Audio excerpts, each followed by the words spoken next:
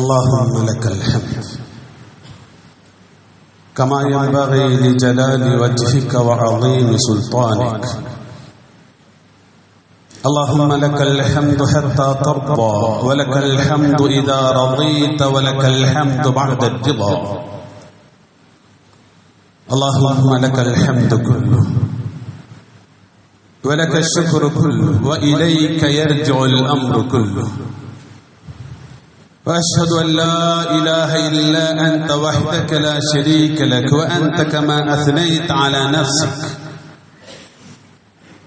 وأشهد أن محمدا عبدك ورسولك.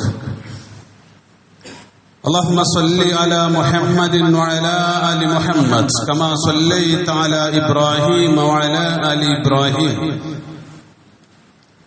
اللهم بارك على محمد وعلى آل محمد كما باركت على إبراهيم وعلى آل إبراهيم في العالمين إنك حميد مجيد. أيها الناس اتقوا الله عباد الله. إن أريد إلا الإصلاح ما استطعت وما توفيقي إلا بالله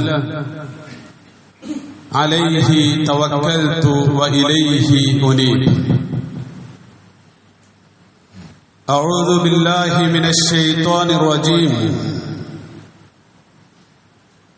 يوم تقلب وجوههم في النار يقولون يا ليتنا أطعنا الله وأطعنا الرسول، وقالوا ربنا إنا أطعنا سادتنا وكبراءنا فأضلونا السبيل، ربنا آتهم ضعفين من العذاب والعنهم لعنا كبيرا. صدق الله. ബഹുമാന്യരായ സത്യവിശ്വാസികളെ, സത്യവിശ്വാസിനികളെ, അള്ളാഹുവിന്റെ ദീനിന്റെ മാർഗത്തിൽ വളർന്നു വരുന്ന വിദ്യാർത്ഥിനികളെ, അല്ലാഹു സുബ്ഹാനഹു വ തആലയുടെ വിധി വിലക്കുകൾ സൂക്ഷിച്ച് പാലിച്ച് ജീവിക്കണമെന്ന് വസിയ്യത്ത് ചെയ്യുന്നു, ഉത്ബോധിപ്പിക്കുന്നു. അറബ് ഇസ്ലാമിക ചരിത്രത്തിൽ അറിയപ്പെടുന്ന 3 അടിമകൾ, 3 പേരും അബസീനിയൻ പാരമ്പര്യത്തിൽ നിന്നുള്ളവരാണ്. ഇവർ 3 പേരുടെയും ചരിത്രം, അവരുടെ ജീവിതം കേവലം ചരിത്ര സംഭവങ്ങൾ എന്നതിനേക്കാൾ ഉപരിയായി ഇന്ന് നാം ജീവിക്കുന്ന നമ്മുടെ പരിസരത്തോട് വല്ലാണ്ട് ചേർന്ന് നിൽക്കുന്നവയാണ്. അവരിൽ ഒന്നാമൻ ജാഹിലിയ കാലത്ത് അറബികളുടെ കുതിരപ്പടയാളി ഫാരിസുൽ അറബ്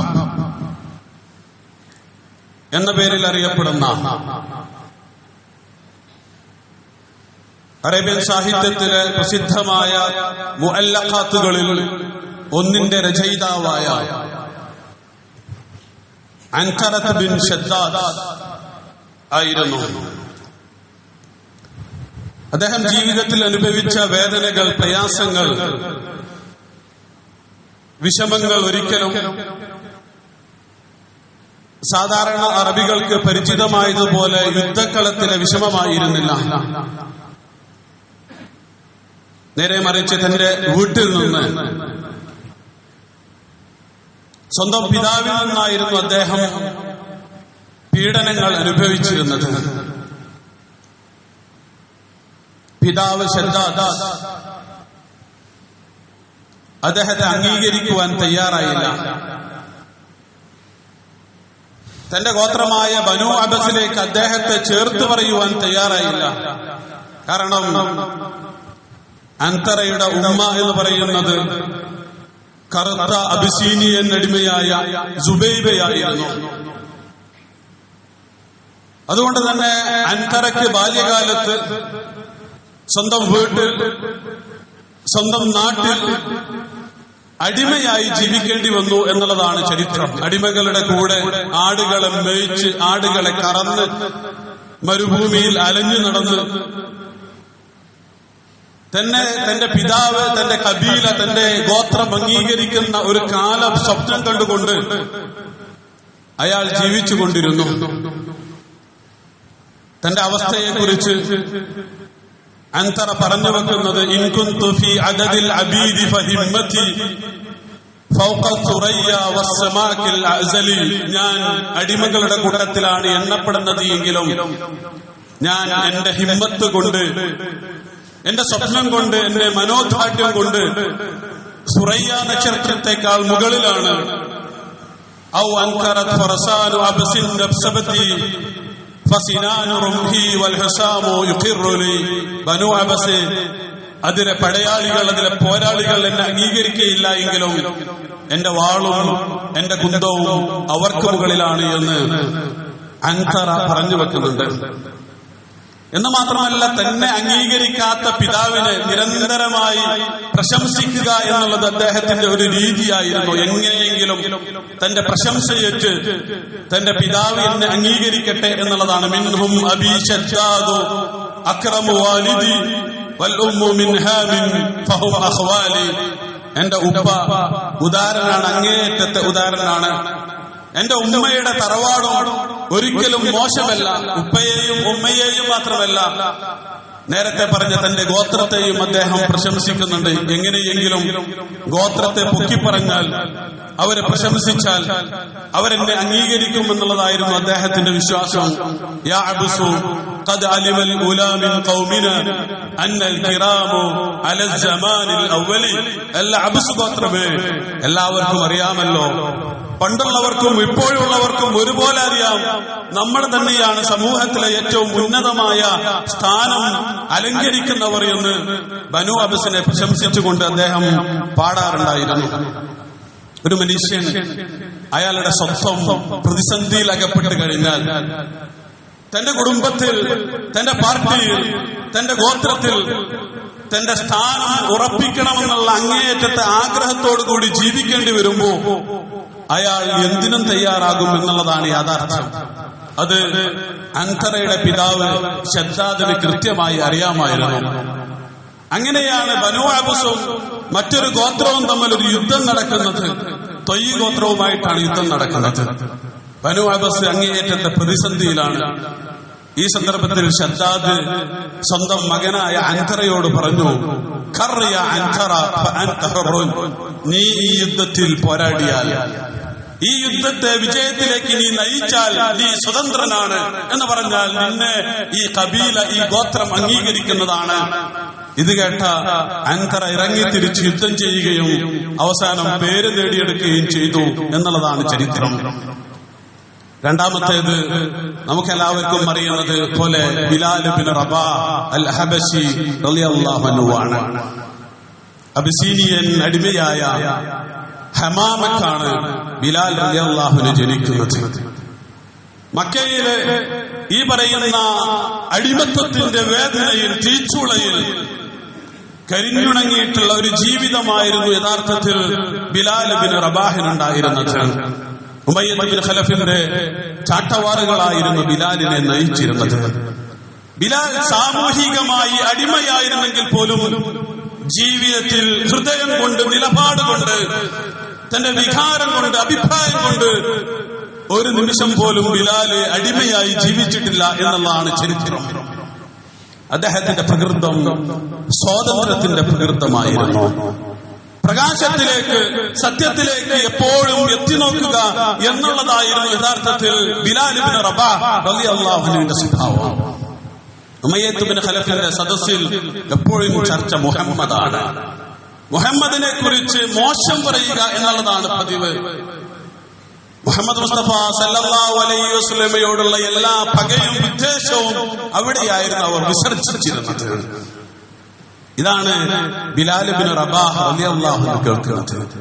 ചായ കൊണ്ടു കൊടുക്കുമ്പോ സേവകനായി അവരുടെ സദസ്സിലേക്ക് വരുമ്പോ എപ്പോഴും മുഹമ്മദ് മുസ്തഫ സല്ലല്ലാഹു അലൈഹി വസല്ലമയെ കുറിച്ച് കേൾക്കുന്നു. ഹൃദയം കൊണ്ട് സ്വതന്ത്രനായ ബിലാൽ ആ വാക്കുകൾ തന്റെ ഹൃദയത്തിലേക്ക് പകർത്തിയെടുക്കുന്നു. ബിലാൽ ഇബ്നു റബാഹ് റളിയല്ലാഹു അൻഹുവിന് അറിയാം ഇസ്ലാം സ്വീകരിച്ചാൽ എന്താണ് സംഭവിക്കുക എന്ന്. എല്ലാം അറിഞ്ഞിട്ടും ബിലാൽ ഇബ്നു റബാഹ് റളിയല്ലാഹു അൻഹു ഇസ്ലാം സ്വീകരിക്കുന്നു. സ്വാഭാവികമായും ബിലാലിന് നേരെയുള്ള ചങ്ങലക്കെട്ടുകൾ കുറച്ചുകൂടി കടുത്തുപോയി. അദ്ദേഹത്തിന്റെ മുതുകിൽ ഉമയ്യത്ത് ബിൻ ഖലഫിന്റെ ചാട്ടുവാറടികൾ ആഞ്ഞു പതിച്ചു. പക്ഷെ നേരത്തെ പറഞ്ഞ ഉമയ്യത്ത് ബിൻ ഖലഫിനേക്കാൾ മുകളിലായിരുന്നു യഥാർത്ഥത്തിൽ ബിലാൽ ഇബ്നു റബാഹ് റളിയല്ലാഹു അൻഹു. ഉമയ്യത്ത് പ്രഖ്യാപിച്ചത് ലാ തഗ്റബു ശംസു ഹാദൽ യൗം ഇല്ലാ വയഗ്റബു മഅഹാ ഇസ്ലാമു ഹാദൽ അബ്ദുൽ ആബിദ്. ഇന്ന് വൈകുന്നേരമാകുന്നതിന് മുമ്പ്, ഇന്ന് സൂര്യൻ അസ്തമിക്കുന്നതിന് മുമ്പ് ഈ ധിക്കാരിയായ അടിമയുടെ ഇസ്ലാം ഞാൻ അസ്തമിപ്പിക്കുമെന്നായിരുന്നു ഉമയ്യത്ത് ബിൻ ഖലഫ് പ്രഖ്യാപിച്ചത്. പക്ഷേ അവിടെ അടിമ ഉമയ്യത്തും ഉടമ സാക്ഷാൽ ബിലാൽ ഇബ്നു റബാഹ് റളിയല്ലാഹു അൻഹു ആയിരുന്നു. അങ്ങേയറ്റത്തെ കരുത്തുറ്റ ഈമാനിന്റെ ഉടമയായിരുന്നു ബിലാൽ ഇബ്നു റബാഹ് റളിയല്ലാഹു അൻഹു. സ്വാഭാവികമായും ഉമയ്യത്ത് ബിൻ ഖലഫ് കോപിഷ്ഠനായി. അദ്ദേഹത്തിന് ഭ്രാന്തിളകി എന്നാണ് ചരിത്രകാരന്മാരൊക്കെയും എഴുതി വെച്ചത്. മക്കയുടെ തെരുവിൽ ചുട്ടുപഴുത്ത മണലിൽ മാറിടത്ത് നെഞ്ചത്ത് പടുകൂറ്റൻ പാറക്കല്ലുകൾ വഹിച്ച് ബിലാൽ ഇബ്നു റബാഹ് റളിയല്ലാഹു അൻഹുവിനെ ബനൂ ഉമയ്യയുടെ ആളുകൾ, ഉമയ്യത്ത് ബിൻ ഖലഫിന്റെ ആളുകൾ വലിച്ചു വെച്ച് കൊണ്ടുപോയി. വലിച്ചു കഴിക്കുമ്പോഴെല്ലാം അഹദ് അഹദ് എന്നായിരുന്നു ബിലാൽ ഇബ്നു റബാഹ് റളിയല്ലാഹു അൻഹു പറഞ്ഞു വെച്ചത്. അവസാനം അവർ അദ്ദേഹത്തോട് പറഞ്ഞു, ഖുൽ കമാ നഖൂൽ, ഞങ്ങൾ പറയുന്നത് താങ്കൾ പറയുക. ബിലാൽ ഇബ്നു റബാഹ് റളിയല്ലാഹു അൻഹു അവരോട് പറഞ്ഞു, ഇന്ന ലിസാനി ലാ യഹ്സിനു, എന്റെ നാവ് അതിന് വഴങ്ങുകയില്ല. ഇതായിരുന്നു ബിലാൽ ഇബ്നു റബാഹ് റളിയല്ലാഹു അൻഹുവിന്റെ ചരിത്രം. മൂന്നാമത്തെ അടിമ അതേ അബിസീനിയയിൽ നിന്നുള്ള വഹ്ശി ഇബ്നു ഹർബ് എന്നാണ് ചരിത്രം നമുക്ക് പരിചയപ്പെടുത്തി തരുന്നത്. വഹ്ശി നേരെ വ്യത്യസ്തമായിരുന്നു, ബിലാലിൽ നിന്ന് മാറി നിൽക്കുന്നവനായിരുന്നു. എന്ന് പറഞ്ഞാൽ ബിലാലിനെ പോലെ സ്വന്തമായ ഒരു നിലപാടുണ്ടായിരുന്നില്ല, ഒരു അഭിപ്രായം ഉണ്ടായിരുന്നില്ല. വഹ്ശിയുടെ ശരീരവും മനസ്സും ഒരുപോലെ അടിമയായിരുന്നു എന്നുള്ളതാണ് ചരിത്രം. ബിലാൽ സ്വാതന്ത്ര്യം കൊതിച്ചു, വഹ്ശിയും സ്വാതന്ത്ര്യം കൊതിച്ചു. ബിലാൽ ഇബ്നു റബാഹ് റളിയല്ലാഹു അൻഹു സ്വാതന്ത്ര്യം കൊതിച്ചത് ആദർശത്തിന്റെ പേരിലായിരുന്നു, നിലപാടിന്റെ പുറത്തായിരുന്നു. പക്ഷേ വഹ്ശി ഇബ്നു ഹർബ് സ്വാതന്ത്ര്യം കൊതിച്ചത് തന്റെ കാമുകിയെ വിവാഹം കഴിക്കുന്നതിന് വേണ്ടിയായിരുന്നു. ബിലാൽ കേൾക്കുന്നതൊക്കെയും വഹ്ശി കേൾക്കുന്നുണ്ട്. പ്രവാചകനെ കുറിച്ചുള്ള വർത്തമാനങ്ങൾ, തൗഹീദിന്റെ വർത്തമാനങ്ങൾ. പക്ഷേ വഹ്ശി ചെവി കേൾക്കുന്നതിന് പകരം ചെവി കൊടുക്കാതിരിക്കുവാനാണ് ശ്രദ്ധിച്ചത്. കാരണം അദ്ദേഹത്തിന്റെ ശരീരം മാത്രമല്ല മനസ്സ് പോലും ബന്ദിയായിരുന്നു എന്നുള്ളതാണ് ചരിത്രം. തന്റെ ഉടമ എന്താണോ പറയുന്നത് അതിനനുസരിച്ച് മുന്നോട്ട് പോവുക എന്നുള്ളതായിരുന്നു അദ്ദേഹത്തിന്റെ രീതി. അതുകൊണ്ട് തന്നെ അദ്ദേഹം മുന്നിൽ കണ്ട സ്വാതന്ത്ര്യം എന്ന് പറയുന്നത് ഒരു കച്ചവടമായിരുന്നു. എന്ന് പറഞ്ഞാൽ എനിക്ക് സ്വതന്ത്രനാണെന്ന പേര് ലഭിക്കണം, അതുവഴി തന്റെ കാമുകിയെ വിവാഹം കഴിക്കണം എന്നുള്ളതാണ്. അങ്ങനെയാണ് ഉഹുദിന്റെ വേള കടന്നു വരുന്നത്. ഉഹുദിന്റെ വേളയിൽ ജുബൈർ ബിൻ മുത്ഇം, വഹ്ശിയുടെ മുതലാളി, യഥാർത്ഥത്തിൽ ഹിന്ദായിരുന്നില്ല, ജുബൈർ ബിൻ മുത്ഇം ആയിരുന്നു. ജുബൈർ ബിൻ മുത്ഇം വഹ്ശിക്ക് ഡ്യൂട്ടി കൊടുത്തു. റസൂൽ സല്ലല്ലാഹു അലൈഹി വസല്ലമയുടെ പിതൃവ്യനായ അസദുല്ലാഹ്, അല്ലാഹുവിന്റെ റസൂൽ സല്ലല്ലാഹു അലൈഹി വസല്ലം അല്ലാഹുവിന്റെ സിംഹമെന്ന് പേര് വിളിച്ച ഈ പറയുന്ന ഹംസയെ കൊല്ലണം. വഹ്ശി റെഡിയാണ്. കാരണം അവൻ ആഗ്രഹിക്കുന്ന സ്വാതന്ത്ര്യം അതുകൊണ്ട് ലഭിക്കും. വഹ്ശി തന്റെ മുനകൂർത്ത അമ്പെറിഞ്ഞു. നേരെ ചെന്ന് ഹംസത്ത് ബിൻ അബ്ദുൽ മുത്തലിബിന്റെ നെഞ്ചിൽ തന്നെ കൊണ്ടുപോകും. ഹംസ റളിയല്ലാഹു അൻഹു ഷഹാദത്ത് വരിച്ച് നിലത്ത് വീണു. ഏറുകൊണ്ട് മരിച്ചത്, ഷഹാദത്ത് വരിച്ചത് ഹംസ റളിയല്ലാഹു അൻഹു ആണെങ്കിൽ ആ ഏറ് കൊണ്ടത് പിളർത്തിയത് സാക്ഷാൽ പ്രവാചകൻ തിരുമേനി സല്ലല്ലാഹു അലൈഹി വസല്ലമയുടെ ഹൃദയത്തെയായിരുന്നു. അത്രമേൽ പ്രവാചകൻ തിരുമേനി സല്ലല്ലാഹു അലൈഹി വസല്ലം വേദനിച്ചു. പക്ഷേ വഹ്ശിക്ക് നേരത്തെ പറഞ്ഞ സ്വാതന്ത്ര്യം ലഭിച്ചു. അയാളുടെ ആഗ്രഹം പൂർത്തീകരിക്കപ്പെട്ടു എന്നുള്ളതാണ് ചരിത്രം. ഇനി നമുക്ക് നമ്മുടെ സമൂഹത്തിലേക്ക് കടക്കാം. അടിമകളുടെ സമൂഹത്തിലാണ് നമ്മൾ ജീവിച്ചുകൊണ്ടിരിക്കുന്നത്. നമ്മുടെ ചുറ്റുമുള്ള ആളുകളുടെ നിലപാടുകൾ പരിശോധിച്ചു നോക്കുക. നമുക്കൊക്കെയും പരിചിതമായ നമ്മുടെ കൂടെ ജീവിച്ചുകൊണ്ടിരിക്കുന്ന ആളുകൾ സോഷ്യൽ മീഡിയയിൽ ഇടപെടുന്നതിനെ കുറിച്ച് നിങ്ങൾ ആലോചിച്ചു നോക്കുക. സ്വന്തമായി അഭിപ്രായമുള്ള, സ്വന്തമായി നിലപാടുള്ള, സ്വന്തം പാർട്ടിയുടെ നിലപാടിനെ കുറിച്ചല്ല പറയുന്നത്, സംഘടനയുടെ നിലപാടിനെ കുറിച്ചല്ല പറയുന്നത്, സ്വന്തമായി തീരുമാനങ്ങളും നിലപാടുകളുമുള്ള മനുഷ്യരെ നമുക്ക് കാണുവാൻ കഴിയുകയില്ല. അന്തരയെ നിങ്ങൾക്ക് കാണാം, വഹ്ശിയെയും നിങ്ങൾക്ക് കാണാം. ബിലാൽ ഇബ്നു റബാഹിനെ വളരെ അപൂർവമായി മാത്രമേ നിങ്ങൾക്ക് കാണുവാൻ സാധിക്കുകയുള്ളൂ. മുസ്ലിമേതര സംഘടനകളിൽ, പ്രത്യേകിച്ച് രാഷ്ട്രീയ പാർട്ടികളിൽ ജീവിക്കുന്ന ആളുകൾ അന്തരയെയാണ് യഥാർത്ഥത്തിൽ പ്രതിനിധീകരിക്കുന്നത്. എങ്ങനെയെങ്കിലും ആ പാർട്ടിയോടുള്ള എന്റെ കൂറ് സ്ഥാപിക്കണം, എന്റെ പാരമ്പര്യം ഒരു പക്ഷെ അതിന് തടസ്സമായിരിക്കും, എന്റെ പേരും എന്റെ പിതാവിന്റെ പേരും ഒരുപക്ഷെ അതിന് തടസ്സമായിരിക്കും. നേരത്തെ അന്തരയെ അദ്ദേഹത്തിന്റെ ഉമ്മയുടെ പാരമ്പര്യം തടഞ്ഞതുപോലെ നിങ്ങളുടെ മുസ്ലിം നാമം എന്നുള്ളത് വിഷയമായിരിക്കും.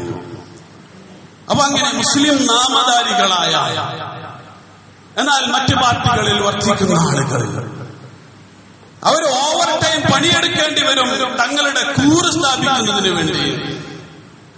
എപ്പോഴെങ്കിലും തന്റെ പാർട്ടി, തന്റെ സംഘടന തന്നെ അംഗീകരിക്കുമെന്നുള്ള സ്വപ്നത്തിൽ അവർ ജീവിച്ചുകൊണ്ടേയിരിക്കും.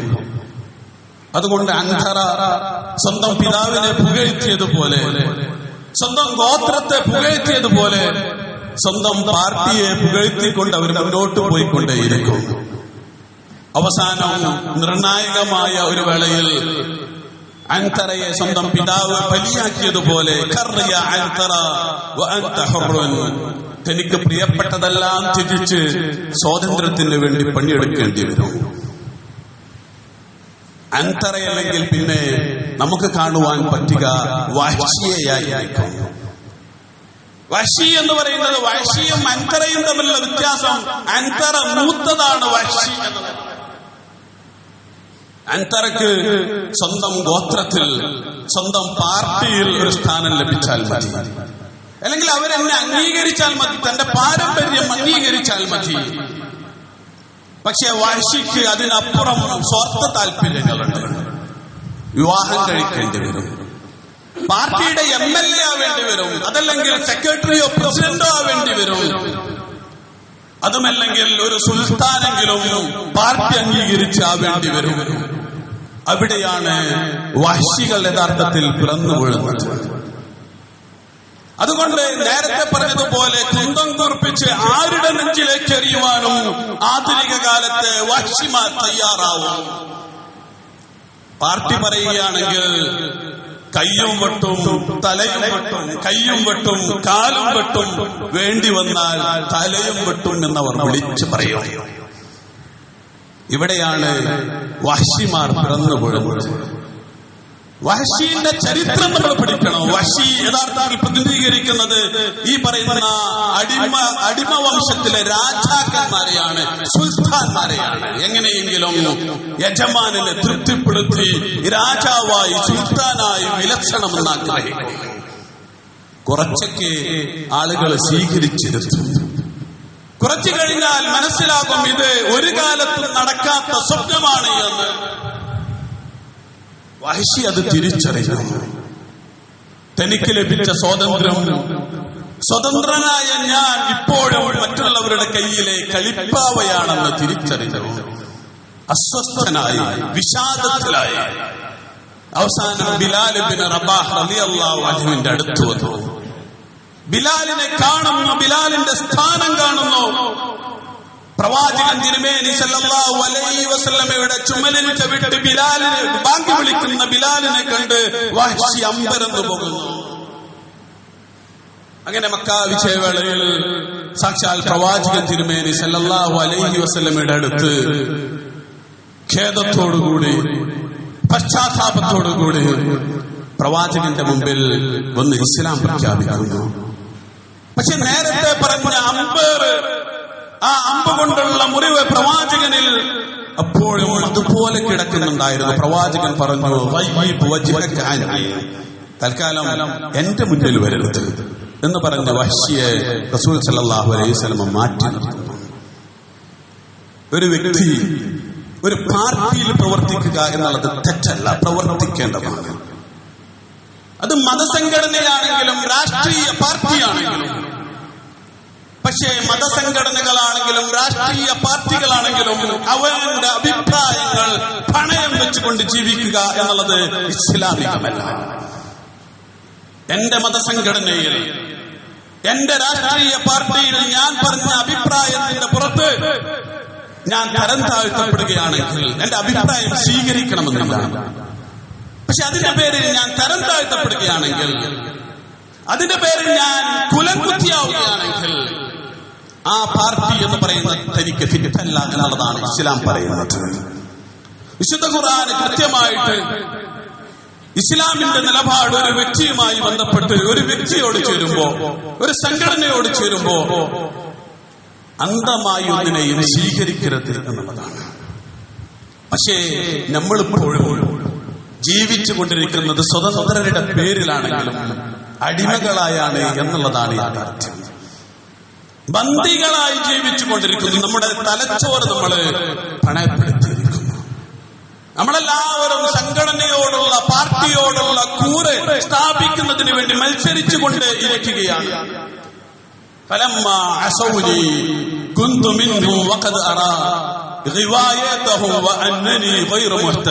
ഞാൻ ഒരു കബീലയിൽ, ഒരു ഗോത്രത്തിൽ, ഒരു പാർട്ടിയിലായിരുന്നു ഉണ്ടായിരുന്നത്.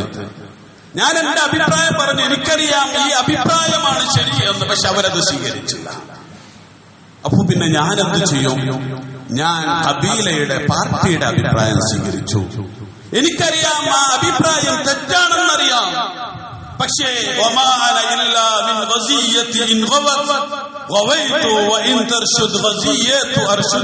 പക്ഷെ ഞാനെന്ന് പറഞ്ഞാൽ എന്റെ ഗോത്രമാണ്. ഞാനെന്ന് പറഞ്ഞാൽ എനിക്ക് സ്വന്തമായ ഒരു മേൽവിലാസമില്ല. എന്റെ പാർട്ടിയാണ് എന്റെ മേൽവിലാസം. അപ്പോ പാർട്ടി എന്താണോ പറയുന്നത് അത് ഞാൻ ചെയ്യും. പാർട്ടി MSFനെയാണ് ഇരയാക്കുന്നത് എങ്കിൽ ഞാൻ ഉച്ചത്തിൽ, അതിനേക്കാൾ ഉച്ചത്തിൽ MSFനെതിരെ ശബ്ദിക്കും. പാർട്ടി ദാറുൽ ഹുദയെയാണ് കൈകാര്യം ചെയ്യുന്നത് എങ്കിൽ ഞാൻ ദാറുൽ ഹുദയ്ക്കെതിരെ സമരത്തിനിറങ്ങും. പാർട്ടി എല്ലാറ്റിനും പിന്നിൽ ഇന്ന മതസംഘടനയാണ് എന്ന് പറയുന്നുവെങ്കിൽ എന്റെ അഭിപ്രായത്തിലും എല്ലാറ്റിനും പിന്നിൽ അതേ മതസംഘടനയാണെന്ന് ഞാൻ പ്രഖ്യാപിക്കുന്നു. ഇത് സ്വതന്ത്രരുടെ നിലപാടല്ല, ഇത് അടിമകളുടെ നിലപാടാണ് എന്നാണ് വിശുദ്ധ ഖുർആൻ പറയുന്നത്. വല്ലദീന ഇദാ ദുക്കിറൂ ബിആയാതി റബ്ബിഹിം ലം യഖിറു അലൈഹാ സുഫ്മൻ വഉദ്യാന. സാക്ഷാൽ പടച്ച തമ്പുരാനാണ് പറയുന്നതെങ്കിൽ പോലും, പാർട്ടിയല്ല, പാർട്ടി നേതാവല്ല, സാക്ഷാൽ പടച്ച തമ്പുരാനാണ് പറയുന്നത് എങ്കിൽ പോലും അതിലേക്ക് മുഖം കുത്തി വീഴരുത് എന്ന് വിശുദ്ധ ഖുർആൻ കൃത്യമായി പറയുന്നുണ്ട്. സ്വാതന്ത്ര്യം എന്ന് പറയുന്നത് ശരീരത്തിന്റെ സ്വാതന്ത്ര്യമല്ല. ശൈഖുൽ ഇസ്ലാം ഇബ്നു തൈമിയ സ്വാതന്ത്ര്യത്തെ കുറിച്ച് പറയുന്നുണ്ട്. നിങ്ങളുടെ ഹൃദയത്തിൽ സ്വാതന്ത്ര്യമില്ല എങ്കിൽ, നിങ്ങളുടെ അഭിപ്രായം പുറത്തു പറയുവാനുള്ള ആർജവം നിങ്ങൾക്കോ അത് പറഞ്ഞാൽ കേൾക്കുവാനുള്ള മനസ്സ് മറ്റുള്ളവർക്കോ ഇല്ല എങ്കിൽ നിങ്ങൾ അവരുടെ മുമ്പിൽ സ്വതന്ത്രനല്ല, അടിമയാണ് എന്നാണ് ഇബ്നു തൈമിയ പറഞ്ഞു വരുന്നത്. ഇനി ബിലാൽ ഇബ്നു റബാഹ് റളിയല്ലാഹു അൻഹുവിലേക്ക് മടങ്ങാം. സ്വന്തം നിലപാട് കൊണ്ട്, ആദർശം കൊണ്ട്, അഭിപ്രായം കൊണ്ട് സ്വതന്ത്രനായി ജീവിച്ച മനുഷ്യൻ. അബൂബക്കർ റളിയല്ലാഹു അൻഹു ബിലാൽ ഇബ്നു റബാഹ് റളിയല്ലാഹു അൻഹുവിനെ വിലക്ക് വാങ്ങാൻ വന്നതാണ് ഉമയ്യത്ത് ബിൻ ഖലഫിന്റെ അടുത്തേക്ക്. വില കൊടുത്ത് വാങ്ങിയതിനു ശേഷം ഉമയ്യ പറഞ്ഞു, ലൗ അബൈത ഇല്ലാ ഊഖിയതൻ ലബിഅനാക്. ബിലാൽ ഇബ്നു റബാഹിന് വേണ്ടി താങ്കൾ ഒരു പൗണ്ടാണ് ചോദിക്കുന്നതെങ്കിൽ ആ പൗണ്ടിന്, ഒറ്റ പൗണ്ടിന് ഞാൻ ബിലാലിനെ താങ്കൾക്ക് വിൽക്കുമായിരുന്നു. അബൂബക്കർ റളിയല്ലാഹു അൻഹു തിരിച്ചു പറഞ്ഞു, ലൗ അബൈത ഇല്ലാ മിഅതൻ ലസ്തറൈതു. താങ്കൾ ബിലാലിന് 100 പൗണ്ട് ചോദിച്ചാൽ ആ 100 പൗണ്ട് നൽകുവാൻ ഞാൻ തയ്യാറായിരുന്നു. ബിലാൽ എവിടെ എത്തിയെന്നും മറ്റുള്ളവർക്ക് എന്താണ് സംഭവിച്ചത് എന്നും നമ്മൾ തിരിച്ചറിയേണ്ടതുണ്ട്. ഉമർ ഇബ്നു ഖത്താബ് റളിയല്ലാഹു അൻഹു അതിനെ കുറിച്ച് പറഞ്ഞത്, അബൂബക്കറിൻ സയ്യിദുനാ അഅതഖ സയ്യിദനാ. ഞങ്ങളുടെ നായകനായ നേതാവായ അബൂബക്കർ റളിയല്ലാഹു അൻഹു ഞങ്ങളുടെ നേതാവായ ബിലാൽ ഇബ്നു റബാഹ് റളിയല്ലാഹു അൻഹുവിനെ മോചിപ്പിച്ചിരിക്കുന്നു. വഹ്ശിയും ബിലാൽ ഇബ്നു റബാഹ് റളിയല്ലാഹു അൻഹു തമ്മിലുള്ള വ്യത്യാസത്തെക്കുറിച്ച് അംർ ഇബ്നു ആസ് റളിയല്ലാഹു അൻഹു പറയുന്നുണ്ട്, അബ്ദുൻ വറയ്യുൻ അഅളമു ഖതറൻ മിൻ അബ്ദിൻ വഹർബത്തിൻ. ഒരു അടിമ, ആ അടിമക്ക് കയ്യിൽ ആയുധമാണുള്ളത് വെക്കുക. മറ്റൊരടിമ ആയുധം എന്താണ് അറിയുകയില്ല, പക്ഷേ അഭിപ്രായമുണ്ടെന്ന് വെക്കുക. നിങ്ങൾ ആ അഭിപ്രായമുള്ള സ്വന്തമായ നിലപാടുള്ള അടിമയെയാണ് ഭയപ്പെടേണ്ടത്, ബിലാലിനെയാണ് നിങ്ങൾ ഭയപ്പെടേണ്ടത്, വഹ്ശിയെയല്ല എന്ന് അംർ ഇബ്നു ആസ് റളിയല്ലാഹു അൻഹു പറയുന്നു. പക്ഷേ വഹ്ശിക്ക് മാനസാന്തരമുണ്ടായി. തന്നെ കൊണ്ട് ചെയ്യാവുന്നതെല്ലാം ചെയ്തു. അവസാനം മുസൈലിമത്തുൽ കദ്ദാബിനെ വധിച്ചു. എന്നിട്ട് ആ വധിക്കുന്നത് ഹംസ റളിയല്ലാഹു അൻഹുവിനെ വധിച്ച അതേ കുന്തം ഉപയോഗിച്ചുകൊണ്ടാണ്. എന്നിട്ട് വഹ്ശി പറയുന്നുണ്ട്, ഞാൻ ഇസ്ലാമിലെയും ഖതൽതു ഖൈറൻ നാസി ഫിൽ ജാഹിലിയ്യ വശർറൻ നാസി ഫിൽ ഇസ്ലാം. ഞാൻ ജാഹിലിയത്തിലായിരിക്കെ ജനങ്ങളിൽ ഏറ്റവും നല്ല മനുഷ്യനെ വധിച്ചു. ഞാൻ ഇസ്ലാമിലായിരിക്കെ ജനങ്ങളിൽ ഏറ്റവും മോശപ്പെട്ട വ്യക്തിയെ വധിച്ച് അതിന് പരിഹാരം കണ്ടെത്തിയെന്ന് വഹ്ശി പറഞ്ഞു വെക്കുന്നുണ്ട്. വഹ്ശിക്ക് മാനസാന്തരമുണ്ടായി. ആ മാനസാന്തരം തൗബ പടച്ചതമ്പുരാൻ സ്വീകരിച്ചു എന്നുള്ളതാണ് ആ ഒരു പ്രഖ്യാപനം. നമ്മൾ മനസ്സിലാക്കേണ്ടത്, സ്വാതന്ത്ര്യം ഒരിക്കലും നമ്മുടെ നിലപാടുകൾ മാറ്റി എന്നുള്ളത് കൊണ്ട്, നമ്മുടെ അസ്തിത്വം അടിയറവ് വെച്ചു എന്നുള്ളത് കൊണ്ട്, നമ്മൾ നീക്കുപോക്കുകൾ നടത്തി എന്നുള്ളത് കൊണ്ട് സ്വാതന്ത്ര്യം ലഭിക്കുകയില്ല. സ്വാതന്ത്ര്യത്തിന്റെ നിറം തന്നെ ചുവപ്പാണെന്ന് നമ്മൾ തിരിച്ചറിയേണ്ടതുണ്ട്. പോരാട്ടത്തിലൂടെയല്ലാണ്ട്, നിലപാടിലൂടെയല്ലാണ്ട് ഒരിക്കലും സ്വാതന്ത്ര്യത്തിലേക്ക് എത്തുവാൻ നമുക്ക് സാധിക്കുകയില്ല. അമീർ അഷ്വറ അഹ്മദ് ഷൗക്കി രചിച്ചതിന് ശേഷം ഷഹീദ് യഹ്യ സിൻവാർ തന്റെ ഷഹാദത്തിലൂടെ ചിത്രീകരിച്ച വളരെ മനോഹരമായ ഒരു കവിതയുണ്ട്. വലിൽ ഹിദ്രിയത്തിൽ ഹംറാഇ ബാബു ബികുല്ലി യദിൻ മുളറജത്തിൻ യുദം. സ്വാതന്ത്ര്യത്തിന്റെ വാതിൽ എന്ന് പറയുന്നത് അത് വിട്ടുവീഴ്ചയിലൂടെയോ നീക്കുപോക്കുകളിലൂടെയോ നിങ്ങൾക്ക് തുറക്കുവാൻ സാധിക്കുകയില്ല. അതിന് നിങ്ങൾ പ്രിയപ്പെട്ടതെല്ലാം പണയം വെക്കേണ്ടി വരും, പ്രിയപ്പെട്ടതെല്ലാം ബലി നൽകേണ്ടി വരും. ഗസയിലെ മക്കൾ, പോരാളികൾ ബലി നൽകിക്കൊണ്ടിരിക്കുന്നത് പോലെ നീക്കുപോക്കുകളിലൂടെയുള്ള സ്വാതന്ത്ര്യം നിങ്ങളുടെ സ്വപ്നമാണ് എന്നാണ് വിശുദ്ധ ഖുർആൻ പറയുന്നത്. യൗമ തുഖല്ലബു വുജൂഹും ഫിന്നാരി യഖൂലൂന യാ ലൈതനാ അതഅന അല്ലാഹ വ അതഅന റസൂല. നാളെ പരലോകത്ത് അല്ലാഹു ആളുകളെ ഒരുമിച്ച് കൂട്ടുമ്പോൾ നരകാവകാശികളായ ചില ആളുകൾ പറയും, പടച്ചവനെ, ഞങ്ങൾ അല്ലാഹുവിനെയും റസൂലിനെയും അനുസരിച്ചിരുന്നെങ്കിൽ എത്ര നന്നായിരുന്നു. വഖാലു റബ്ബനാ ഇന്നാ അതഅനാ സാദതനാ വകുബറാഅനാ ഫഅളല്ലൂനാ സബീല. ഞങ്ങളുടെ പാർട്ടിയെ അനുസരിച്ച് നടക്കുന്നവരായിരുന്നു. ഞങ്ങളുടെ നേതാക്കന്മാർക്ക് വേണ്ടി മുദ്രാവാക്യം വിളിക്കുന്നവരായിരുന്നു. ഫഅളല്ലൂനാ സബീല. അവരാണ് ഞങ്ങളെ തെറ്റിച്ചു കളഞ്ഞത്. റബ്ബനാ ആതിഹിം ലഅഫൈന മിനൽ അദാബി വൽഅൻഹും ലഅനൻ കബീറ. പടച്ചവനെ, ഞങ്ങൾ പൊട്ടുപോയി, ഞങ്ങൾക്ക് ലഭിക്കുന്നതിന്റെ ഇരട്ടി ശിക്ഷ അവർക്ക് നൽകി, അവരെയും ശിക്ഷിക്കണമേ എന്ന് അവർ പടച്ചവനോട് അപേക്ഷിക്കുന്നു. ചിന്താശേഷി ഉപയോഗപ്പെടുത്തി അഭിപ്രായ സ്വാതന്ത്ര്യമുള്ളയിടത്ത് പ്രവർത്തിക്കുക, തങ്ങളുടെ നിലപാടുകള് ഒരിടത്തും പണയം വെക്കുകയില്ല എന്ന് പ്രഖ്യാപിക്കുക. ഇതാണ് വിശ്വാസിയുടെ ശൈലി എന്ന് പറയുന്നത്. അല്ലാഹു സുബ്ഹാനഹു വ തആല ഇസ്സത്തോടുകൂടി ജീവിക്കുന്ന, അന്തസ്സോടുകൂടി ജീവിക്കുന്ന വിശ്വാസികളുടെ ഗണത്തിൽ നമ്മെ ഉൾപ്പെടുത്തി അനുഗ്രഹിക്കുമാറാവട്ടെ. അവന്റെ വചനങ്ങൾ പഠിക്കുവാനും ചിന്തിക്കുവാനും മനസ്സിലാക്കുവാനും ഉൾക്കൊള്ളുവാനുമുള്ള ശേഷി നൽകി അല്ലാഹു അനുഗ്രഹിക്കുമാറാവട്ടെ. നമ്മുടെ വീഴ്ചകളെ അല്ലാഹു സുബ്ഹാനഹു വ തആല പുറത്ത് മാപ്പാക്കി നൽകുമാറാവട്ടെ. റബ്ബന ആതിനാ ഫിദ്ദുനിയ ഹസന വഫിൽ ആഖിറതി ഹസനത വഖിനാ അദാബന്നാർ.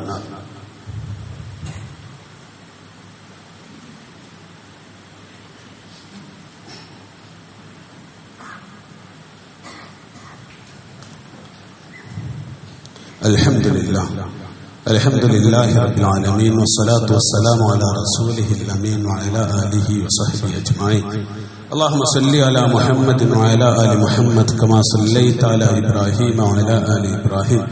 اللهم بارك على محمد وعلى آل محمد كما باركت على إبراهيم وعلى آل إبراهيم في العالمين إنك حميد مجيد.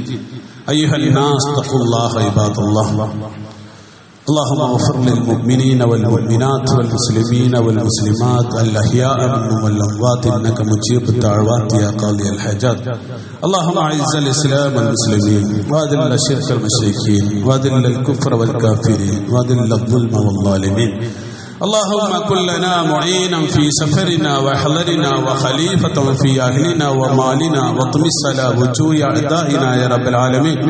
اللهم يسر لنا أمورنا مع الراحة لقلوبنا وأبداننا والعافية في ديننا ودنيانا.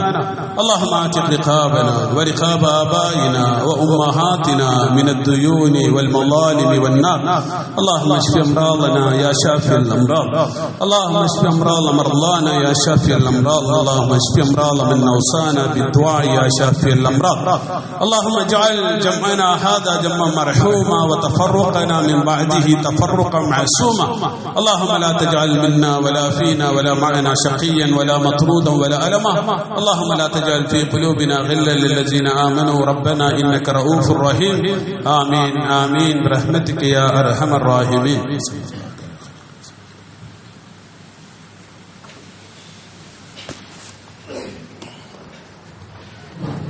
الله أكبر الله أكبر.